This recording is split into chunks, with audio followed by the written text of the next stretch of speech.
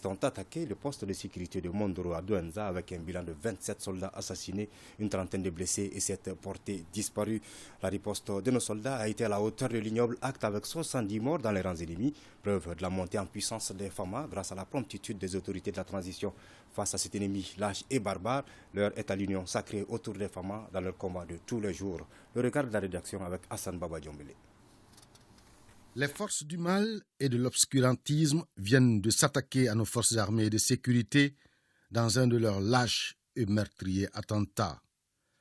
27 de nos vaillants soldats du poste de sécurité de Mondoro à Douenza lâchement assassinés, une trentaine de blessés, 7 portés disparus. La réaction des FAMA ne s'est pas fait attendre. Elles ont vigoureusement réagi en mettant l'ennemi en déroute et en lui infligeant une lourde perte.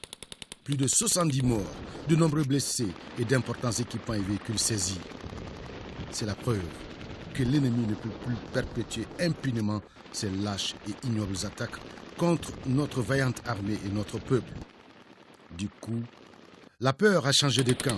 Depuis quelques mois, sous la houlette des autorités de la transition, notre vaillante armée n'arrête pas de porter des coups durs à l'ennemi.